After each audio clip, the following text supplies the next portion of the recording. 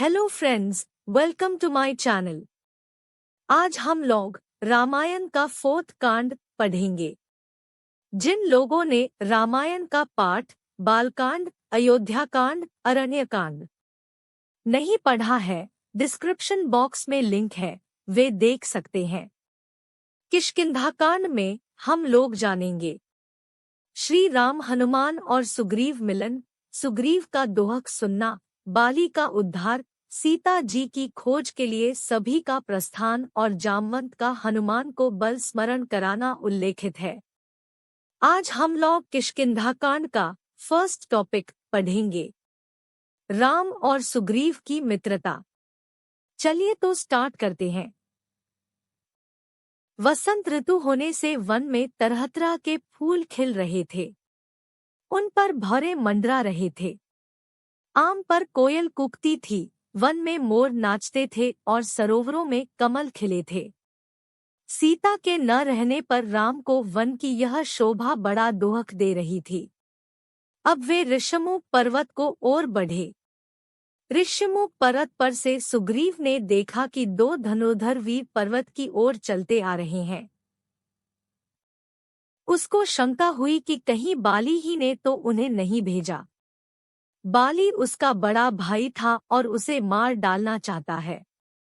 बाली के भय से ही सुग्रीव इस पर्वत पर रहता था। मतंग ऋषि के शाप के कारण वह ऋष्यमुख पर्वत पर नहीं आता था। अगर आप लोगों को स्टोरी अच्छे लग रही हो तो प्लीज एक लाइक कर दीजिए। रामायण का बुक पढ़ना चाहते हैं तो डिस्क्रिप्शन बॉक्स में लिख दिया हुआ है, वहां से आप ले सकते हैं। अब आगे की स्टोरी। सुग्रीव घबराया, फिर कुछ सोच समझकर उसने हनुमान से पता लगाने के लिए कहा। हनुमान की बुद्धि और उनके बल पर सुग्रीव को बड़ा भरोसा था। भेष बदलकर हनुमान राम लक्ष्मण के पास गए। उन्होंने शिष्टता के साथ प्रणाम किया और संस्कृत भाषा में बातचीत की। रामचंद्र जी से उन्होंने पूछा, आप इस वन में क्यों घूम रहे हैं? नरवेश में कोई देवता है या कहीं के राजकुमार है? अगर राजकुमार है तो मुनियों का सा भेष क्यों बना रखा है? मैं पवन का पुत्र हनुमान हूँ और पंपापुर के राजा बाली के छोटे भाई सुग्रीव का सेवक हूँ। सुग्रीव बड़े धर्मात्मा और बुद्धिमान है, उन्होंने मुझे यहाँ भेजा है। आपसे मिलकर उन्हें बड़ी प्रसन्नता होगी। राम ने हनुमान की बातें सुनकर समझ लिया कि वे बड़े अच्छे पंडित हैं। इनके मुंह से एक भी अशुद्ध या निरर्थक शब्द नहीं निकला। बोलते समय चेहरे पर कोई विकार नहीं दिखाई पड़ता। जिनके ये मंत्री हैं, वे भी ऐसे ही होंगे। लक्ष्मण बोले, हे हनुमान, ये कौशल देश के राजा दशरथ के सबसे बड़े पुत्र राम है।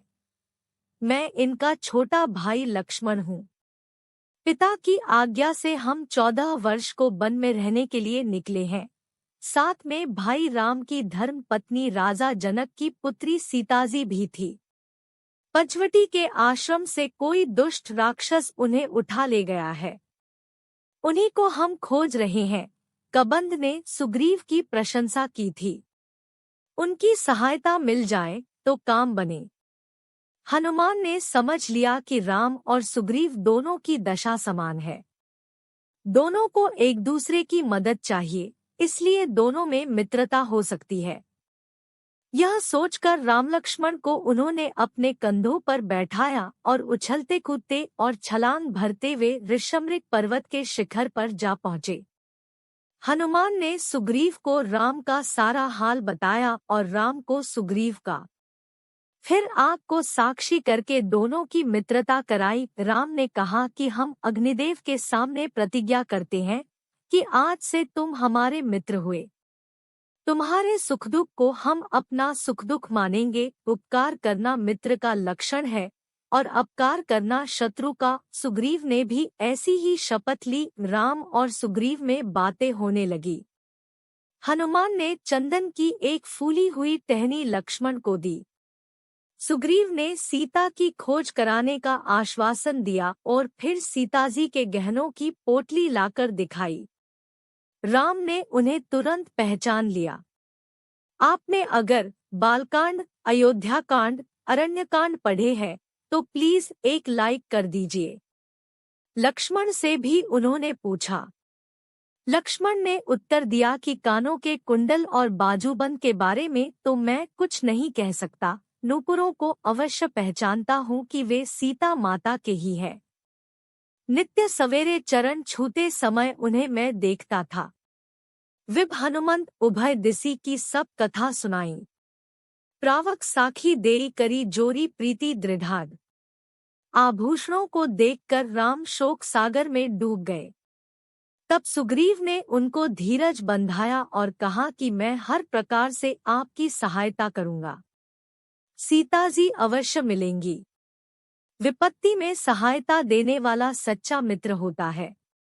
मित्रता करना सहज है, पर उसे निभाना कठिन है। तब राम ने सुग्रीव से अपना हाल बताने के लिए कहा। सुग्रीव ने कहा, किष्किंधा का राजा महाबलवान बाली मेरा बड़ा भाई है। उसने मुझे राज्य से निकाल दिया है। मेरी स्त्री छीन ली है। मेरा वध करने की वह बराबर चेष्टा कर रहा है। उससे बचने के लिए मैं पृथ्वी का कोना कोना छान डाला। हनुमान, नल और नील मेरे सच्चे साथी हैं। घोर विपत्ति में भी इन्होंने मुझे नहीं छोड़ा। सुग्रीव की कहानी सुनकर श्रीराम बोले कि मैं बाली को एक ही बाण से मार डालूंगा, तुमको अपनी स्त्री भी मिलेगी और राज्य भी मिलेगा। फिर भी सुग्रीव को भरोसा नहीं हुआ। वह बोला, हे रघुवीर, बाली महाबलशाली है। पर्वतों को उखाड़कर वह गेंद की तरह फेंक देता है। बड़े बड़े वृक्षों को एक ही धक्के से गिरा देता है। महाभीषण दुंदुभी राक्षस को उसने बात ही बात में मार डाला था। सामने खड़े 7 साल के वृक्षों को बाली एक साथ झकझोर कर पत्ता पत्ता गिरा देता था। जो पुरुष एक ही बाण से सभी वृक्षों को काट देगा, वही बाली वध में समर्थ हो सकता है। राम ने एक दिव्य बाण द्वारा 7 शालवृक्षों को काट गिराया। सुग्रीव चकित हो गया और हाथ जोड़कर बोला कि आपके हाथों बाली मारा जा सकता है। मुझे आपके बल पर भरोसा हो गया। राम ने कहा, अब देर मत करो, चलकर बाली को युद्ध के लिए ललकारो। मैं पेड़ों की आड़ में छिपकर तुम्हारा युद्ध देखूंगा और अवसर पाते ही बाली पर बाण छोड़ दूंगा। नेक्स्ट पार्ट में हम लोग पढ़ेंगे बालीवध। अगर आपको वीडियो हेल्पफुल लगती है तो प्लीज एक लाइक, शेयर, कमेंट और सब्सक्राइब करना ना भूले। मिलते हैं नए वीडियो के साथ, तब तक के लिए धन्यवाद।